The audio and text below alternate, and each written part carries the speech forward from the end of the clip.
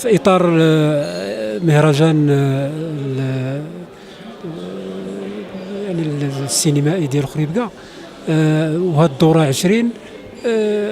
هذا الاختيار ديال رواندا أنا في نظري يعني اختيار وجيه ومميز فنيا وثقافيا. لماذا؟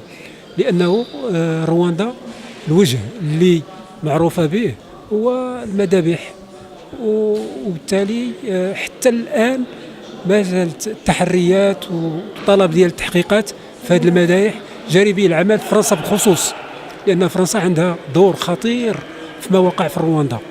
ولكن رواندا بلد اللي تعطي اليوم وجه آخر، وجه أولا من الناحية السياحية، يعني من أهم البلدان اللي جلبات يعني سياح بشكل كبير.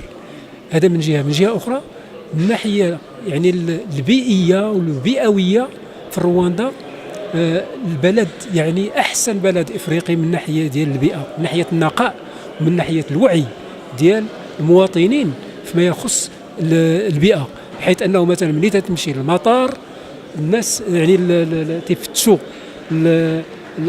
الحقائب ولا وجدوا ميكا تزولوها للواحد، حيث أنه ممنوع ميكات، والمدن الشوارع كلها نقية.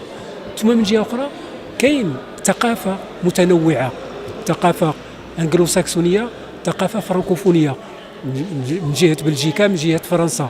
واليوم في فرنسا أهم الكتاب اللي هما باينين في الساحة، بحال مثلا هذا غاي الفاي اللي حصل على جائزة الغونكور، وبالتالي هذه سكولاستيك موكاسونغا اللي حصلت على الرونودو، من بين أسماء كثيرة وخصوصا أسماء نسائية اللي عندها حضور ووازن في الساحة الثقافية والساحة الفنية بالرواندا وبأوروبا بشكل عام.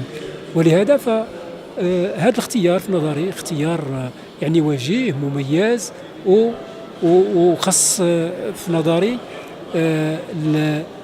تقام علاقات قوية بين فنانين، بين مبدعين، وخص تكون دعوات، خصوصا أنه الشباب ديال خريبكا ولا الشباب ديال المغرب بشكل عام خصهم ينقلوهم يديوهم لإفريقيا كيف قلت، باش نكلموا يعرفوهم على هذه البلدان، حتى ماشي تجي إفريقيا بشكل موسمي مرة في السنة في هذا الإطار المهرجان فقط، ومن بعد صافي تنساو إفريقيا، ولكن تتكون واحد النوع. هاد الشباب اللي اليوم عنده 20 عام هو اللي خصو يختاروا واحد المجموعة ديال الفنانين يرسلوهم تما، يديروا ندوات تدريبية، يديروا يعني يعقدوا لقاءات مع واحد المجموعة ديال الناس. ففي نظري هذا هو اللي خص. أما يعني احتفالية مثل هذه مهمة، ولكن خص تخلق لها استمرارية. Aux victimes et survivants du génocide marque la réconciliation de tout un peuple dans un esprit de paix, de tolérance et d'unité. En visitant Kigali, vous découvrirez un des joyaux de l'artisanat rwandais. Si vous ignorez son nom, vous le reconnaîtrez à ses magnifiques motifs colorés et ses effets de relief. L'Imigongo.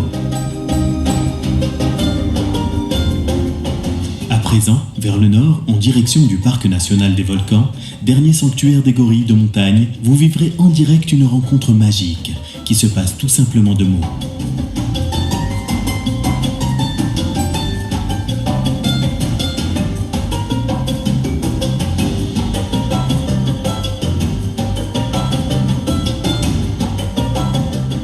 Le site réserve bien d'autres surprises, à l'image de ces vues à couper le souffle autour des lacs Burera et Ruondo, dont les alcôves semblent infinies sous le prisme magique d'un coucher de soleil.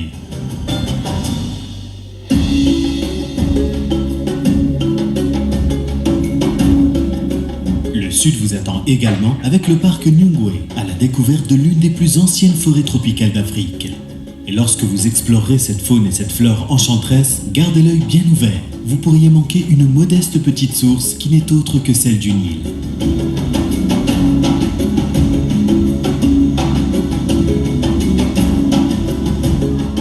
La verdure sera toujours au rendez-vous dans notre périple, s'étendant à l'infini. Des plantations de thé, un thé réputé, l'un des meilleurs au monde.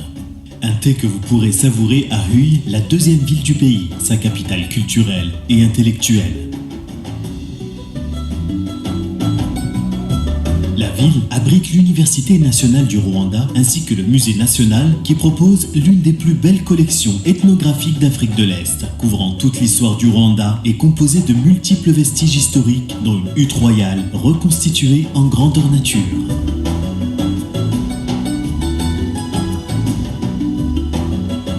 Mais le point culminant de notre voyage vous attend à l'est, dans le parc national Akagera.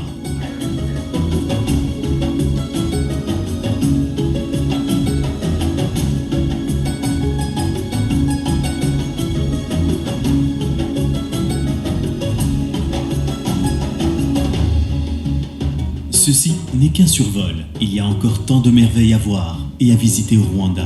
Et nul doute qu'un seul voyage ne sera pas suffisant pour tout admirer. Même si vous quittez le pays, vous verrez qu'après cette aventure et expérience unique, c'est le Rwanda qui ne vous quittera jamais.